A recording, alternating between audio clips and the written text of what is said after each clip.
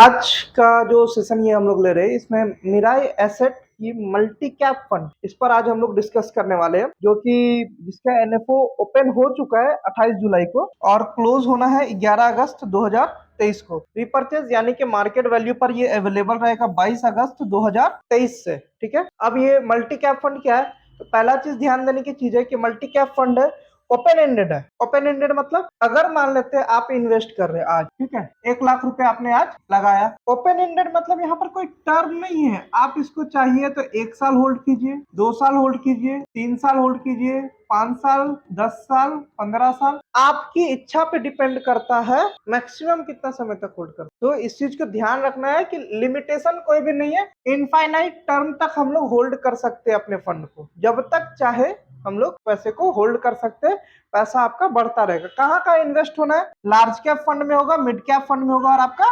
Small cap stocks में, sorry fund में बोल रहा था, स्टॉक्स में, ठीक है, इन्वेस्टमेंट आपका होगा। अब जैसा कि बात अभी हम लोग कर चुके हैं कि आपका कॉम्बिनेशन रहेगा लार्ज कैप फंड का, मिड कैप और स्मॉल कैप फंड का। ठीक है, तो फंड जो कि मल्टी कैप फंड है, तो नाम ही बता रहा है कि कहाँ का हमारे इंडियन स्टॉक मार्केट में कहा जाए कि अगर स्टॉक्स में डिफरेंशिएट करें तो 3 तरह के स्टॉक्स आते हैं। लार्ज कैप, अब लार्ज कैप कौन से है कुछ आइडिया है आप लोग को?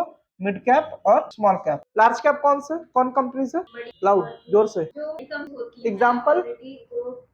एग्जाम्पल, टाटा स्टील, गुड, और टाटा मोटर्स बड़ी company, Larsen and turbo, L&T, और कुछ सोचिए। देश का सबसे बड़ा bank state bank of India, private sector में एचडीएफसी, एक्सेस, आईसीआईसीआई, और सोचिए लार्ज कैप स्टॉक्स और कौन सा है? ऐसा चीज सोचिए जो आप खुद इस्तेमाल करते हैं और वो बड़ी कंपनी का इस्तेमाल करते हैं। आप लोग प्रोडक्ट खरीदते हैं, सामान खरीदते हैं, सोचिए कौन सा ऐसा सामान हम खरीदते हैं और वो कंपनी कितनी बड़ी। HUL, हिंदुस्तान यूनिलीवर लिमिटेड, इस कंपनी का सबसे ज्यादा प्रोडक्ट आपके घर पे आता है। कुछ पता है कौन कौन सा आता है? Life boy, clinic plus, parachute, Dabur, ITC। हाँ, अब मिड कैप स्टॉक में आ जाइए। मिड कैप बताइए कौन कौन? मिड कैप का कुछ अनुमान बताइए, एक आइडिया हो जाए आप लोग को भी। ये पता रहना चाहिए कि आपका अगर मल्टी कैप फंड में आप इन्वेस्ट करें तो कहाँ कहाँ आपका पैसा लगने वाला है, ये आपको पता होना। मिड कैप कंपनी कुछ बताइए, छोटी कंपनी जो बड़ी बड़ी होने हो रही है। TCS, Tata Consultancy Services, Wipro, Yes Bank, ठीक है, आगे और कोई mid cap stock? Max Health, बहुत बड़ी कंपनी है मैक्स हेल्थ। इसका परफॉर्मेंस अगर लास्ट मैक्स हेल्थ की अगर परफॉर्मेंस आप लोग एक बार जाकर के सर्च कीजिएगा तो अप्रोक्स 30 to 40% का ग्रोथ एक साल में, तो मिड कैप का ये पोटेंशियल है। और IRCTC और इंडियन होटल, ठीक है, कौन है ये इंडियन होटल? पता है कुछ? ताज होटल इसी का है, जिंजर इसी का है, बिष्टुपुर में जिंजर देखे, हाँ, इंडियन होटल, माइक्रोसॉफ्ट डेवलपमेंट, ये सारे मिड कैप कंपनी। ये क्या करेगी आपका? ये आपके इन्वेस्टमेंट को बूस्ट करती है। ठीक है, मिड कैप कंपनी क्या करेगी? आपके इन्वेस्टमेंट को। लार्ज कैप कंपनी बहुत ज्यादा रिटर्न देगी, तो चलो अगर 15% का return they the annual CARG आपका, तो ये बहुत बढ़िया है, मतलब बहुत से बहुत बढ़िया। अगर 15% दे दी, अगर मिड कैप आपको अगर 20% का रिटर्न दे रही है तो बहुत है, सफिशियंट है। लेकिन ठीक है, 15 नहीं देगा, अगर लार्ज कैप हमको अगर 10 भी दे दिया, मिड कैप 15 भी दे दिया, और स्मॉल कैप एक ऐसा चीज है इसको कहेंगे वो आपके इन्वेस्टमेंट को बहुत तेजी से लेकर के जाता है। लेकिन एक चीज ध्यान रखना है, क्योंकि आपका मल्टी कैप फंड है तो आपका इन्वेस्टमेंट का सिर्फ और सिर्फ 25% ही आपका स्मॉल कैप फंड में जाएगा। ठीक है, 25% भी, अगर 25% आपका इन्वेस्टमेंट है स्मॉल कैप फंड में और वो आपको 25% का CARG लेकर के जा रहा है, तो आपको बहुत ही तगड़ा ग्रोथ देगा। एवरेज में ये कम से कम आपका चला आएगा 18% के आसपास। 18% का अगर एनुअलाइज ग्रोथ है तो समझिए 5 साल में आपका पैसा आप डबल कर जा रहे हैं। 5 साल में आपका पैसा डबल हो जा रहा है, इससे बेटर और क्या चाहिए? यहाँ जो बैंक का फिक्स डिपॉजिट है वो 12 साल लेकर जा रहा है डबल होने में, उसमें भी TDS है, ये है, वो है, टैक्स है ना, है। तो आपको कहाँ से ये खराब? 10 रुपए के फेस वैल्यू में आपको NFO मिल रहा है, 10 रुपए के फेस वैल्यू पे मिल रहा है, और 5 से 6 साल में, चलो ठीक है 6 साल में भी नहीं किया, अगर 8 साल में भी आपका पैसा डबल हो जा रहा है, तो इससे बेटर क्या हो सकता है? जबकि ये आपको 5 साल ज्यादा बोल रहे हैं, 5 साल के पहले भी कर सकता है, मार्केट के सिचुएशन पे डिपेंड करे, क्योंकि ये गारंटेड, ये चीज ध्यान रखें। अब आगे बढ़ते हैं। जैसा कि हम लोग डिस्कस कर रहे थे कि मल्टी कैप फंड है तो कैसे कैसे इन्वेस्ट होता है। अब यहाँ पर देखिए क्लियरली बताया गया है। लार्ज कैप कौन है? 80% लार्ज कैप में कौन सा रिटर्न पोटेंशियल कहाँ आता है? 80% लार्ज कैप स्टॉक्स में फ्लेक्सिबिलिटी रहता है फ्लेक्सी कैप फंड में। ये लार्ज कैप फंड की बात कर रहे हैं हम लोग। क्या डिस्कस कर रहे हैं? Multi cap. ये आपको ओवरऑल एक एक्सप्लेनेशन है कि आपको कहाँ इन्वेस्ट करना चाहिए, क्यों मल्टी कैप फंड सेलेक्ट करें।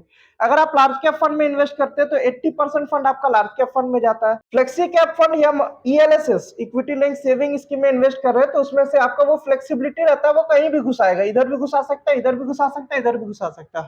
फंड मैनेजर की मर्जी होती है जहां, क्योंकि उसको भी टारगेट है भैया कि उसको आपको रिटर्न ला के देना है। Large cap and mid cap fund, large cap and mid cap fund में आपका 35% जो फंड है आपका large and mid cap fund में इन्वेस्ट होगा, बाद बाकी जो अपॉर्चुनिटी फंड में फंड मैनेजर घुसाएगा। अब मल्टी कैप फंड में जैसा कि डिस्कस हुआ था 25% maximum, 50% each in large cap, mid cap और स्मॉल कैप। मतलब किसी एक में, चाहे लार्ज कैप हो, स्मॉल कैप हो या मिड कैप हो, किसी एक में वो 50% रखेगा, बाकी में 25%। वो मार्केट को बैलेंसिंग करते हुए कहाँ ज्यादा अपॉर्चुनिटी है। एग्जाम्पल ले लीजिए, फंड मैनेजर का काम क्या है, उसका काम है आपको रिटर्न लाके देना, ठीक है। अभी अपॉर्चुनिटी कहाँ दिख रहा है, ईवी में, electric vehicle, power sector opportunity है, तो जाहिर सी बात है उसको रिटर्न लाके देना होगा, उस इन्वेस्ट करवाएगा आपका पैसा, को आपको नहीं करना, वो करेगा मैनेज। उसमें भी कंपनी सेक्टर वाइज डिवाइड करेगा, वो कौन सी कंपनी में पोटेंशियल ज्यादा है वो वहां इन्वेस्ट करेगा। इसलिए आपको मल्टी कैप फंड एक बेटर रिटर्न देता है। फोकस्ड फंड, रिस्क पोर्टफोलियो में देखिए, ये रिस्क पोर्टफोलियो है, ये जो लाइन जा रहा है ये रिस्क है, जितना ऊपर का चीज रिस्क उतना ज्यादा, जितना नीचे रिस्क उतना कम। Large cap fund low risk, flexi cap fund भी low risk, large and mid cap fund average risk, multi cap fund moderate risk, average to moderate, focused fund high risk, mid cap fund मतलब ज्यादा high risk. अब इसके ऊपर भी आता है small cap fund हो गया, large and small cap, mid cap and small cap fund हो गया, ऐसा फिर सेक्टरल फंड्स वगैरह भी आता है। तो इस तरह से आप मिड कैप फंड में अगर जाते हैं तो 65% पैसा आपका मिड कैप में घुसता है।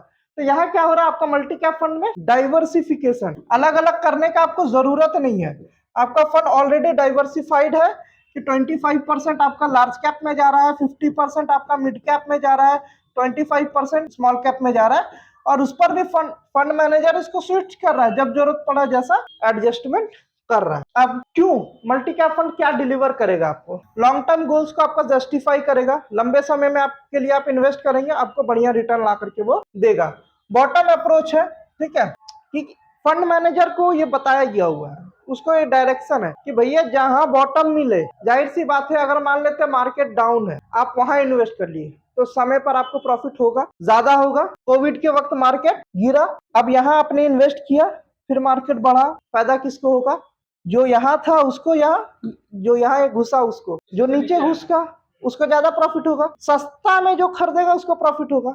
वही चीज है कि बॉटम अप्रोच, जो कंपनी जहां पर सस्ते में प्राइस मिलेगा उसका स्टॉक, वहां वो इन्वेस्ट करेगा। इस कैटेगरी, जैसे कैटेगरी वाइज हम लोग बता दिए कि 25% मैक्सिमम 50% का सेगमेंटेशन है कि लार्ज कैप, स्मॉल कैप और मिड कैप में। बैलेंस एलोकेशन है कि वो सेगमेंटाइज करते रहेगा कि लार्ज कैप में कभी घुसाया हुआ है, कभी मिड कैप में, कभी स्मॉल कैप में, उसमें वो स्विच करता रहेगा, ठीक है, जब जैसा जरूरत पड़े वैसा वो घुमाएगा। अब कौन इन्वेस्ट कर सकते हैं, फर्स्ट टाइम इन्वेस्टर, जिन्होंने कभी भी म्यूचुअल फंड में इन्वेस्ट नहीं, जिन्होंने कभी ट्राई भी नहीं किया है, अगर थोड़ा लंबा अप्रोच है, 2 साल 4 साल रख सकते हैं, एकदम आना चाहिए, एक बार ट्राई तो जरूर करना चाहिए, क्योंकि आपको लीस्ट मिनिमम प्राइस वैल्यू पर 10 रुपए पर यूनिट आपको ये अवेलेबल है, 10 रुपए का यूनिट प्राइस पर आपको अवेलेबल है। दूसरा कंसोलिडेशन है, कंसोलिडेटेड है कि अलग अलग जगहों पर ये इन्वेस्टमेंट चला जा रहा है। लॉन्ग टर्म के लिए आपको जाना है, शॉर्ट टर्म के लिए बिल्कुल सजेस्टेड नहीं, ये नहीं कि 6 महीना के लिए आप कर सकते हैं, कम से कम इसमें अगर प्लान कर रहे हैं तो 2 साल से अबव,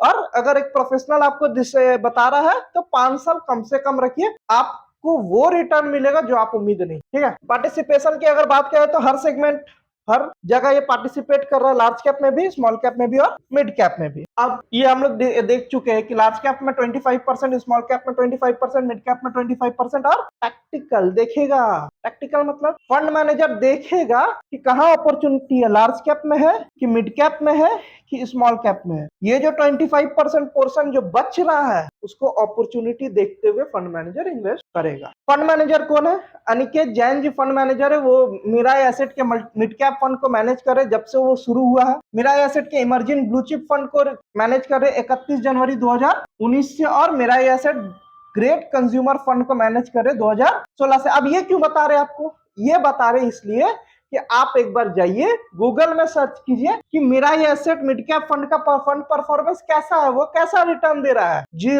सिंपल सी चीज है, अगर एक फलाना आदमी उस बिजनेस को मैनेज कर रहा है, वो कैसे चला रहा है, उसको कैसे चला रहा है, वो अगर उसको देखना है, उसका प्रीवियस ट्रैक रिकॉर्ड देखना है, तो प्रीवियस कंपनी जो मैनेज किया उसको देखना होगा अच्छा से चला है कि नहीं। यहाँ पर आप देखिए कि Mirae asset mid cap fund का रिटर्न क्या आया, लास्ट 5 साल में 10 साल में क्या परफॉर्मेंस रहा इसका, अच्छा परफॉर्मेंस है तो ये भी परफॉर्म करेगा। फंड मैनेजर बहुत तगड़ा है, रिटर्न पक्का लेकर के आना ही है। अब रिस्क फैक्टर और डिस्क्लेमर ये तो आप लोग पढ़ लीजिए, क्योंकि म्यूचुअल फंड है, रिस्क है, कोई भी इसको गारंटेड नहीं बोल सकता। रिक्सोमीटर की बात करें जो कि मल्टी कैप फंड है, तो हाई रिस्क फंड ये है। तो इसके साथ हम लोग ये मल्टी कैप फंड है, Mirae asset multi cap fund का ये सेशन था, जिसको कि हम लोग रैप अप कर रहे हैं अभी जल्दी से। और जो भी इंटरेस्टेड हो आप लोग एक बार संपर्क कर सकते हैं, ऑफिस पे आ सकते हैं, जरूरत हो तो नीचे कॉन्टैक्ट डिटेल्स दिया गया है, आप डिस्क्रिप्शन में भी जाकर कॉन्टैक्ट डिटेल्स से हमें कॉन्टैक्ट कर सकते हैं।